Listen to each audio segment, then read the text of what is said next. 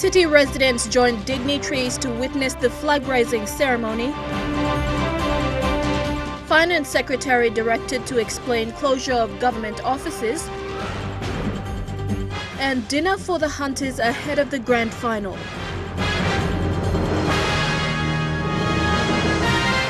This is National EMTV News with Helen Sayer. Good evening and thank you for joining me for Saturday's news.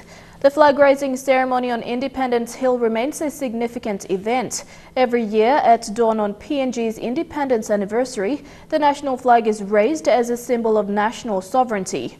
The flag raising this morning was attended by proud Papua New Guineans, members of the diplomatic corps, parliamentary leaders and members of the three disciplinary forces. Prime Minister Peter O'Neill congratulated Papua New Guineans for being independent for 42 years, but said PNG was far older and only united 42 years ago. As the guard of honor took their place, the PNG flag was brought in.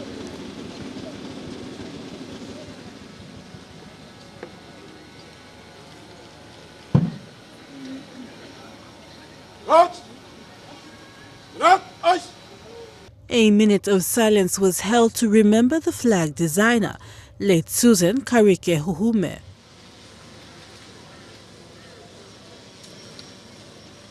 The flag was then blessed. May you bless this day of celebration for us. Oh God, we present to you the flag of our nation. So bless it in Jesus' name. And as the dawn rose, so did the flag.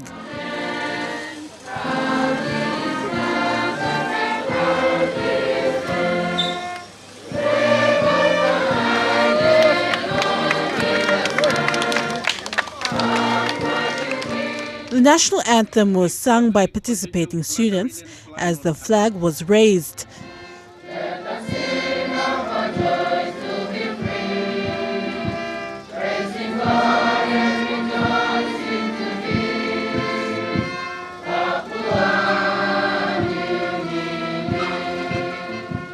And the national pledge, said by many who had woken up as early as 4 a.m. to be there to witness the historic event. Pledge to stand together as one people, one nation, one country. God bless Papua New Guinea. Prime Minister Peter O'Neill said while the country turns 42, the country was far older and home to over 800 languages and thousands of tribes. The reality for us is that we have been an independent nation for 42 years, but we are also an ancient people. We have tens of thousands of years of history, culture, and unique identity. Today we celebrate our history as a modern nation. We pay homage to our unique culture that is known around the world. On this anniversary of independence of our great nation, we must today also focus on our shared future. He said the country has come a long way. At the same time, we must continue to strengthen our national institutions all throughout the regions so we can continue to deliver better services to our people.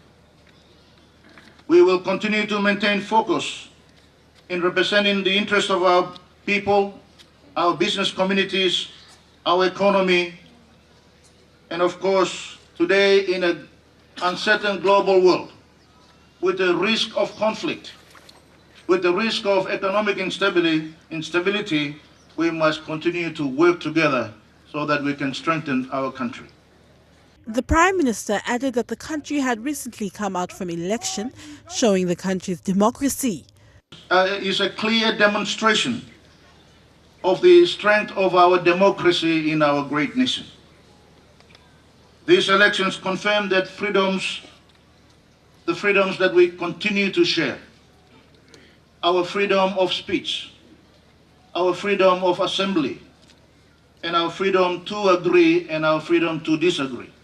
This is the 42nd time the flag has been raised on the Independence Hill since Papua New Guinea gained independence on September 16, 1975, with then Prime Minister and the country's first Grand Chief Sir Michael Somare, who has recently retired from the political arena. Adelaide Sirok's Kari National, EMTV News. It was a strong sign of patriotism this morning as the public joined the head of state at today's independence flag-raising ceremony. EMTV News spoke to Port Moresby's residents who reflected back on the significance of this special day. These people were at the Independence Hill as early as 4 a.m. It's an emotional thing, and we thank God, Lord, how Him bringing me this far and 42. Anniversary of PNG independence and inside me I must not go through me proud of me looking flag and na to me sorry osem lot country me na kind of I must been kissing me 42 years of independence. We are growing our young vibrant democracy, and we believe that we have a long way to go.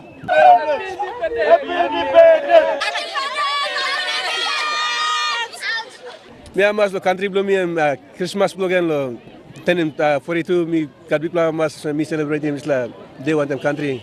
Me amas lo today. I'm proud to be a Papua New Guinean to celebrate this day. Me plan mas lo come celebrate. Me plan travel all the way from islands, come down there lo look la independence celebrating lo looking flag raising ceremony there. So me plan mas lo so me plan 42 years. Alright, me ogara by me star one. People blow me PNG and more stuff.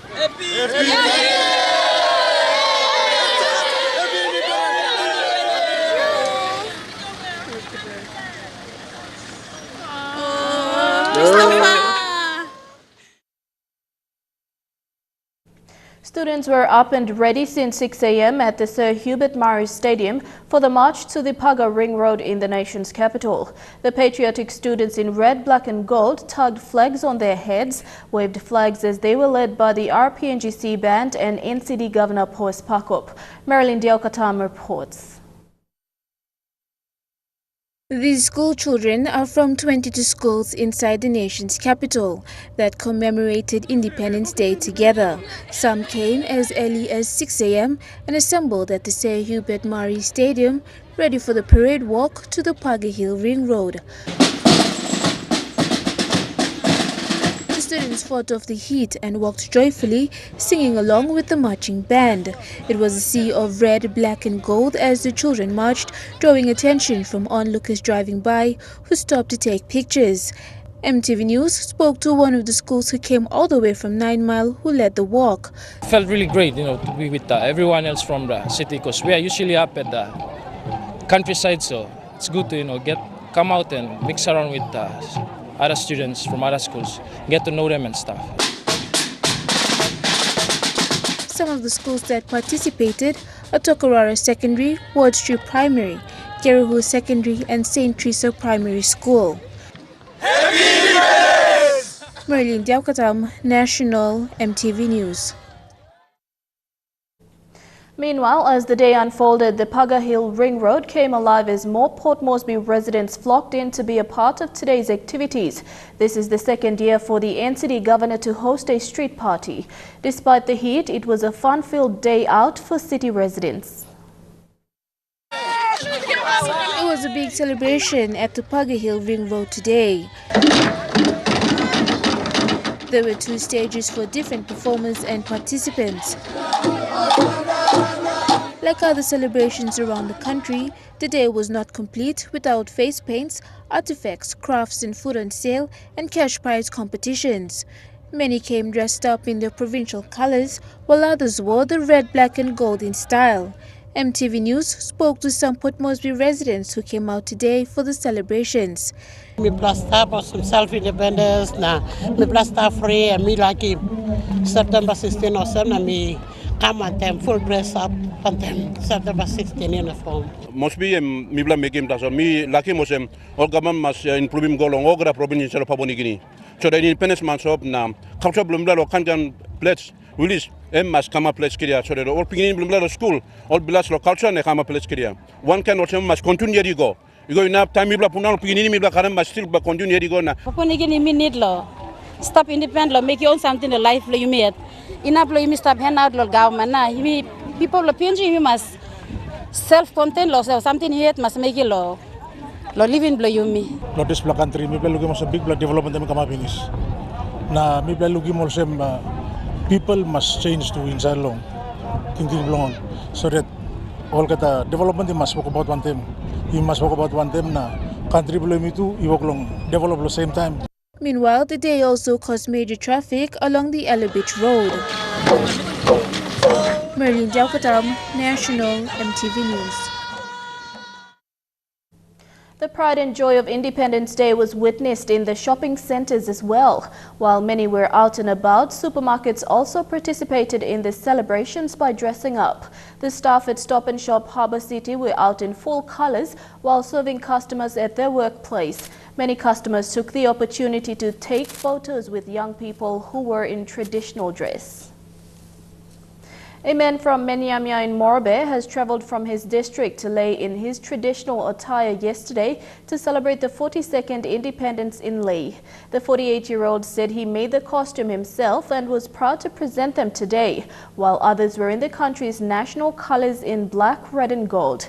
This year, like the previous years, the province celebrated its 42nd independence with a variety of activities. There is no better time to show Papua New Guinea's national colours, black, red and gold, than on the country's Independence Day. The national colours, supported by the provincial colours, were seen everywhere in the city of Lae in Morobe as a demonstration of pride as the country celebrated its 42nd independence celebration. A local from Menyamia district in Morobe, Awateng Gembasu, was a proud Papua New Guinean during the celebration today at Sir Ignatius Kilage Stadium. Dress up was me one bell was me blow Papua New Guinea, me from Tumuna staff, or Kapapa staff, na me to me come up here, na am country but me die here.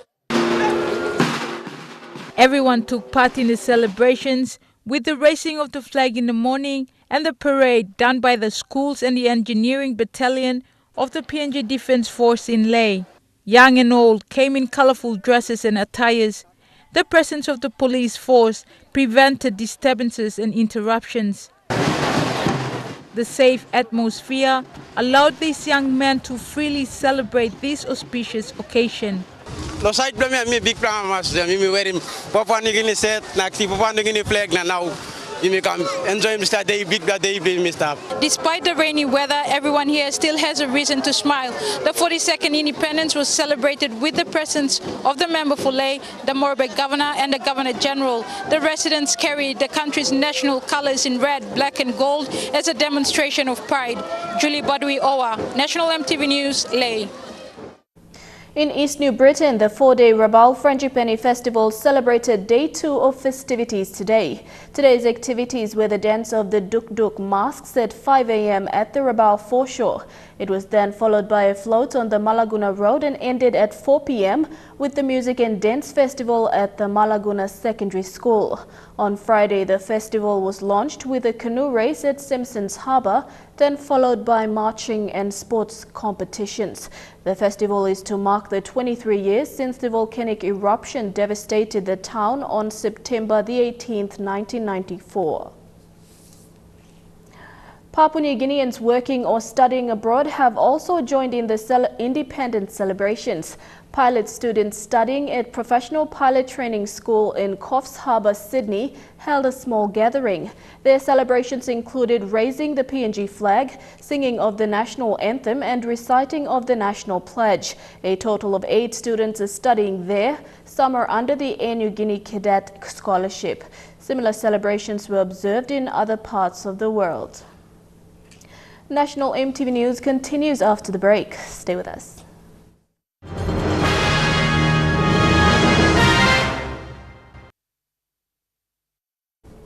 Welcome back. Finance Secretary Dr. Ken Nangan has been directed by the Waigani National Court to explain why the public solicitor and his officers were locked out of their office last week. The directive came after the public solicitor's office was locked out by the landlord due to outstanding rental payments. The order was issued by Deputy Chief Justice Segib Salika after a lawyer from the Public Solicitor's Office informed the courts of the closure in a trial matter. The office of the Public Solicitor was closed on Monday and remained closed until Thursday due to over 900,000 kina outstanding rental payments. On Monday, after the office of the Public Solicitor was closed, Dr. Ken Nangan, the Finance Secretary, told MTV News that it was a result of a budgeting issue. We've never had these problems in the past. That problem started this year. It's a budgeting issue. It's not a cash flow issue or cash issue, as people could easily connect to.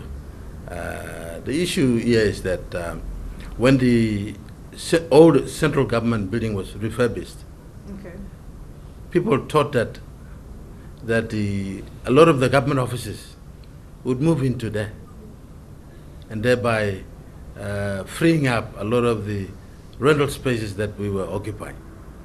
Unfortunately, the space at the refurbished central government building was not sufficient to cater for a lot of the government offices. So in anticipation for that, what happened was that we under-budgeted last year for this year. It used to be about 230 million annually. Government office rentals are 230 million. So that is catered for in the appropriations year in, year out.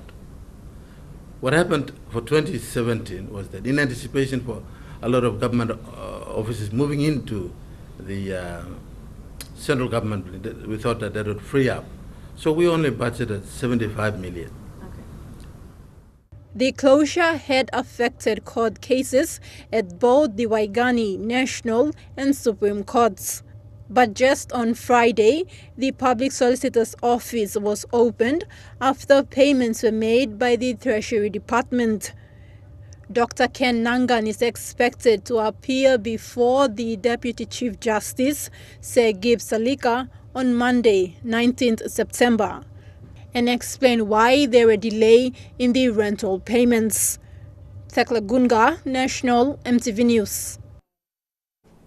Compensation payments for road constructions on customary land continue to delay roadworks on national and provincial highways. Thus, Works and Implementation Minister Michael Nally says proper identification of landowners will minimize such issues. This is an approach the Works Ministry will undertake to ensure there is smooth work progress on roads funded by the national or provincial governments. Upon visiting the Bolomiski Highway in New Island, Minister Nally says the cost government spends on compensation can be minimized. Nally explained that though compensation is part of our culture, if encouraged, it will only cost the government more money. We are not going to tolerate this nonsense of people coming out with compensation there, compensation out there. Now there are rules, there are regulations. We know what is wrong, what is right. So that's what we will do. In recent years, the national government has spent millions of kina on compensation payments, resulting in delays on the completion of road works. And this is one area the ministry is looking into to cut out unnecessary spending. Some of these compensation claims are even pursued at the national or Supreme Courts. I am thinking of identifying every landowner. I don't care how many landowners there are there, but we are going to identify every landowner along the corridor, because when there is a landslide, governments would have some record of who owns that block of land, so we can deal with that one man, not the whole tribe. You know, I don't want to call some names of some places, but you know what I mean, huh? We have been compensating the same group of people over and over for years. They pick up 100 million, now they want another lot of 100 million. But compensation is not the only challenge. The ministry plans to inspect all road projects in the country, which is funded under the national or provincial governments. This is to ensure that contractors deliver up to expectations. Thekla National EMTV News. The Karkar Bilum Festival is an annual event in the Madang province. Events chairman and founder Polas Yongole says the festival aims to empower local women and girls to bring about change. The Karkar Bilum is an icon in Madang's cultural festivities.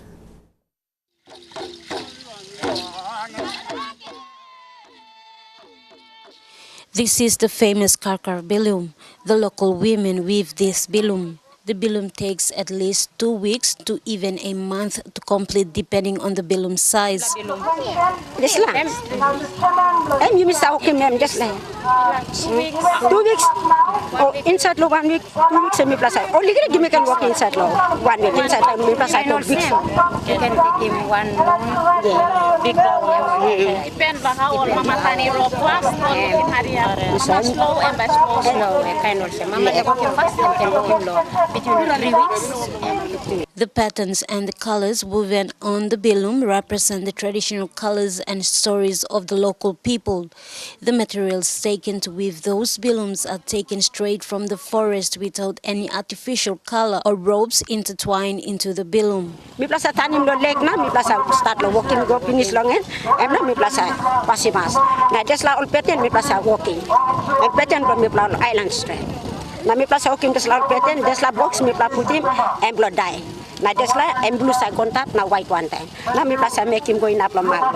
So just la em all same all pattern mi plaza him just la more liglig color. Em more liglig. The local women and young girls of the island depend on the sale of these iconic bilums to generate an income.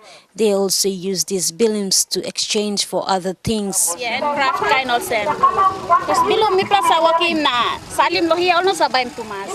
Na all man come long way also like him tumas this like bilum so. Mi play no sa go out na market planti mi plaza start solo here na had lo salim all bilum lo mi plaza.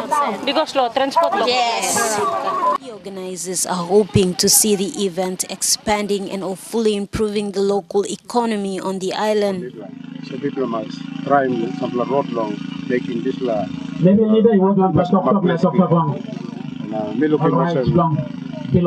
Just push for people holding this la event and touching.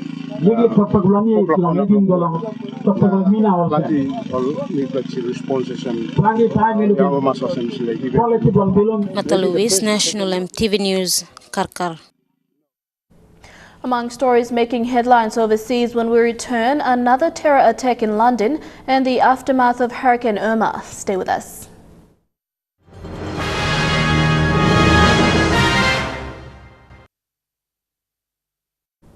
Welcome back to the news. Turning overseas, Britain remains on high alert as the hunt for those responsible for the London tube attack continues. 29 people were injured, but it could have been much worse, the device failing to detonate properly. A bang, then a flash of fire, and they ran, leaving behind shoes, clothes and bags. It could have been so much worse. Literally stepped on within 2-3 seconds, maybe a bit longer, a massive bang. And I saw the fireball surge toward my side. The train had just pulled into Parsons Green Station in southwest London. This was filmed by a passenger after the explosion. Police later confirmed it was a homemade device. And today the Prime Minister confirmed a New Zealander had been injured in the attack. The most recent advice I've had in the last few hours is that this person had treatment and has been discharged. Another Kiwi, Brian Moore, was on the train 2 carriages down. So what did you see? Oh, not a hell of a lot. There's just a bunch of people in a big panic. He decided to stay on the train because the platform was in chaos. So I was on the phone to my boss and was talking him through it, and there was alarms and people yelling and screaming, and like telling me to get off the train. 29 people were injured, most by what police called flash burns. I have just seen a woman who has just been there, a woman who was just stretchered off here, and clearly her legs are wrapped up and she has been burned. She has burns to her face. Peter Crowley was standing by the device and was hit by the fireball. His singed hair a reminder of just how close he and others came to a worse fate. He had a puffer jacket, it had all melted on his back. He had burns across the front of his face. The size of the device that was employed was quite significant, and had that device functioned in its intended and designed mode, we'd have seen considerable casualties, many people injured and probably many people killed. Today there were urgent meetings at number 10, but it wasn't until the evening when the terror threat was raised from severe to critical, the highest level. People who are travelling in London will see an increased armed police presence on the transport network, and they will see security will be increased, and the police will, of course, do what is necessary to protect the public. However, officials were frustrated with a tweet by Donald Trump, which they said was unhelpful and speculative. The US president said Scotland Yard needed to be more proactive. Now a large manhunt is on, with hundreds of police on the case. Forensics are working on the device and CCTV is being checked. Does it play in your mind that it could have been worse? Yes, no, definitely. Like many on that train, Brian Moore's still in shock, but grateful he was one of the lucky ones. The once beautiful islands of the Caribbean are struggling to recover after Hurricane Irma. The ferocious storm struck the area last week, killing at least 44 people. Almost all the buildings on the island of Barbuda were destroyed. Many survivors still lack food, power and fuel. No one basically lives there anymore.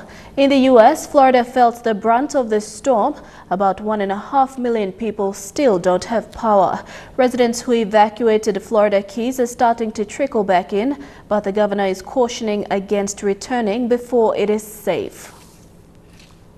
On the island of St. John in the U.S. Virgin Islands, 2 teenage brothers who survived Hurricane Irma are left with almost nothing. But their story has a happy ending, courtesy of country music star Kenny Chesney. A heartfelt goodbye to the complete stranger who took the Bruce brothers in after the storm.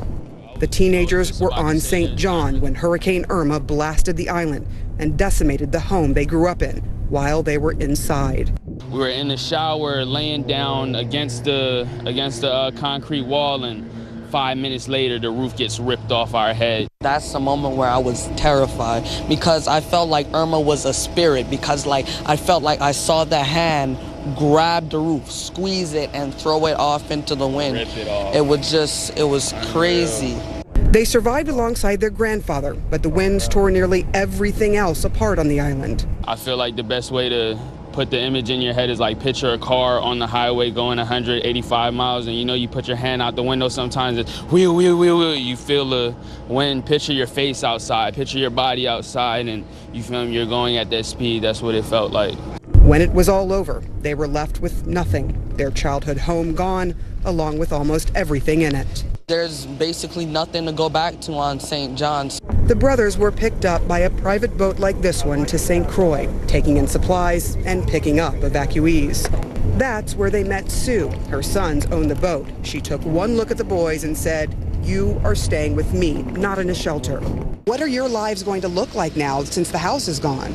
Well, we're trying to make it to Philadelphia to our mother right now. But there were no commercial flights out of the island. Then an unexpected gift arrived. I don't even know what to say, but thank you. There's really nothing to say. I heard that the guy wanted to stay anonymous. Thank you very much. The brothers were told an anonymous donor had donated his private jet to fly them to safety. We found out who that anonymous donor was. It's country star Kenny Chesney. I kept saying, one day this is going to be one hell of a story to tell. It's going to be one good story to tell. And now we're on CNN telling the story. It's crazy. Soon they'll be telling their story in person to their mother, who is anxiously awaiting their arrival back in Philadelphia.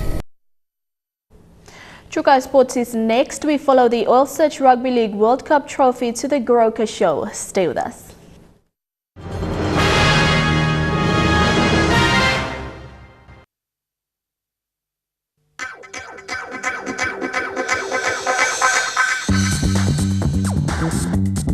Chukai Sports.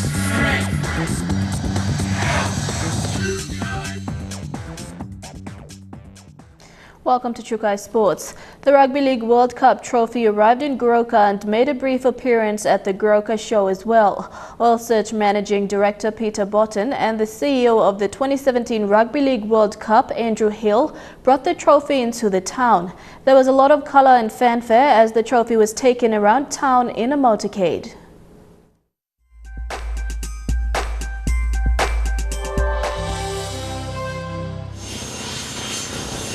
Goroka, a hub of traditional and rugby league culture, welcomed the Oil Search Trophy Tour on Friday. The celebration started at the newly developed airport. The group then proceeded through the town to popular tourist magnet, the Goroka Show. This is where more than 2,000 heads gathered to celebrate culture, and now the Paul Berrier Cup. I didn't realise the reach that rugby league had, obviously in this country is massive, so thank you for coming out today. It's a privilege for not only me but the Oil Search team to come up here and present you guys with the Oil Search World Cup trophy. It's thank you for coming up and thank you for having us today. So, Lakim Yupla Ogeta. Goroka and the Eastern Highlands province is known for its strong sports following, especially in the code of rugby league. Whenever I get a bilum like this, they always remind me, we give you a bilum, it's empty. Next time you come, bring full, it's full. Perhaps we can partner with the member, the government here, and seek the support of the national government to build something here so that rugby league can be played at a good venue in Goroka. With the country given the opportunity to host the global competition, fans made sure the tour team were made welcome. I was here for this weekend to experience this. So the biggest thank you that the game can give to anyone is really to you, because you are what the game is about. And as the CEO of the Rugby League World Cup, to be able to partner with Oil Search, which is such a proud PNG company, to be able to bring this trophy here today is something really special. You are absolutely part of history today, and I hope you feel a great sense of pride. So thank you. The cup was then taken to Mando village to much fanfare of more than 200 people. The cup had spent a second day today at the Goroka show. Harry Egimbari, National EMTV Sports.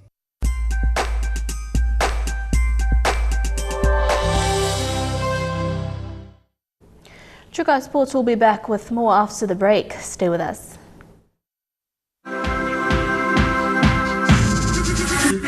Chukai Sports. Welcome back to Chukai Sports. It was an occasion worth celebrating last night for SP PNG Hunters. On the eve of PNG's independence, dinner was hosted for the 2017 grand finalists in the Interest Super Cup. The SP Hunters will take on the winner of the match between Sunshine Coast Falcons and Redcliffe Dolphins. Last night's dinner and awards night was attended by players and sponsors. Okay, why not?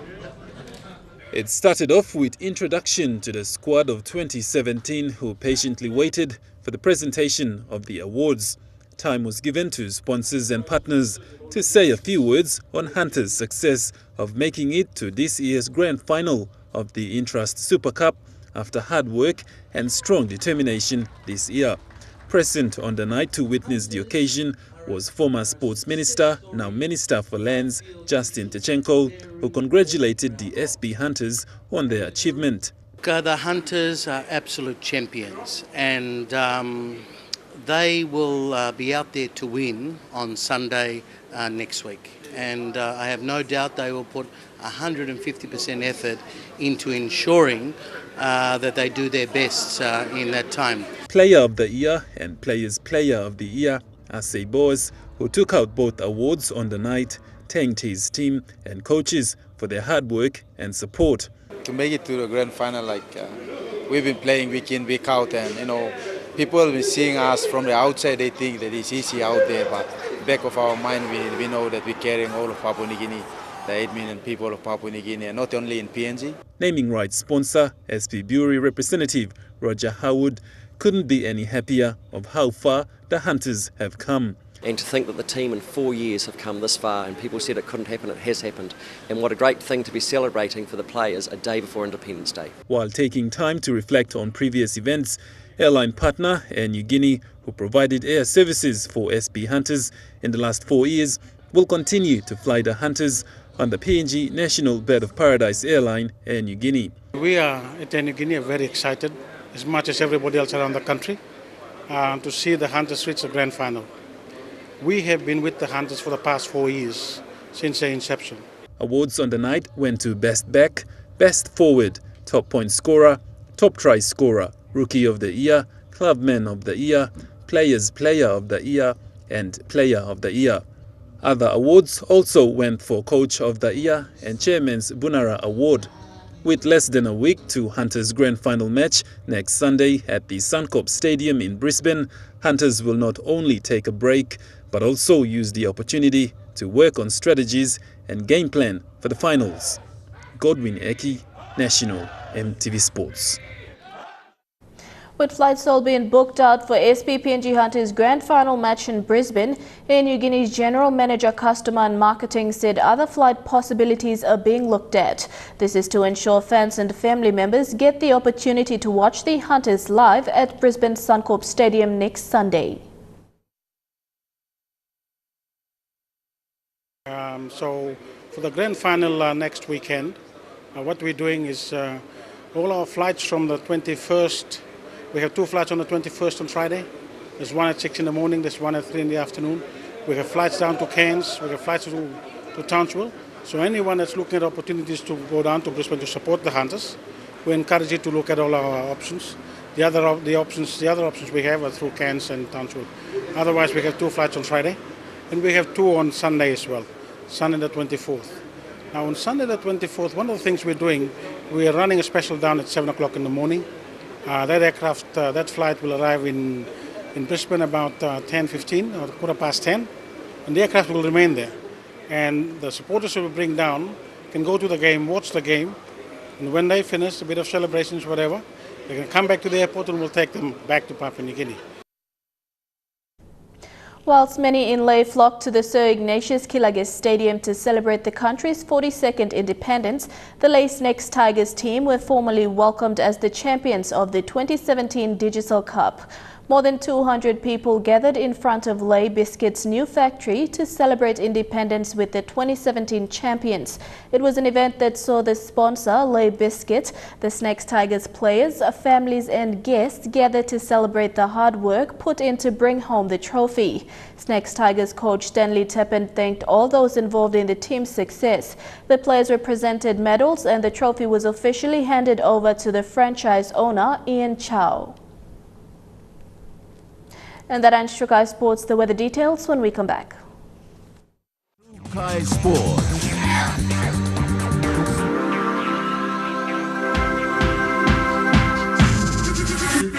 Trukai Sports. The weather details are proudly brought to you by Dulux Weather Shield. Worth doing with Dulux.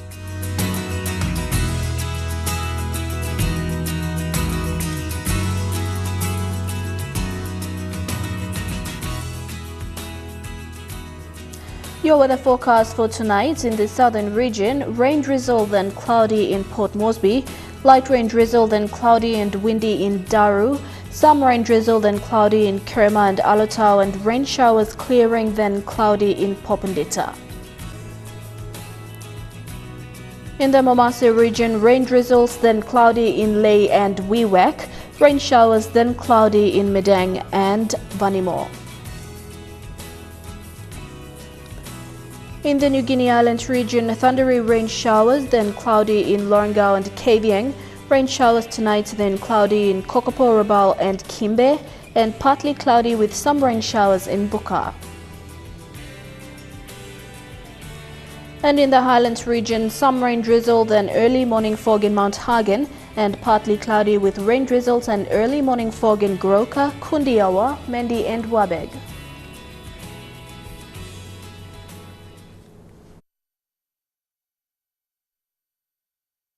The weather details are proudly brought to you by Dulux Weather Shield. With doing with Dulux. And that's the way it is this Saturday, 16th September. Happy Independence from all of us at EMTV. Pleasant viewing. Good night.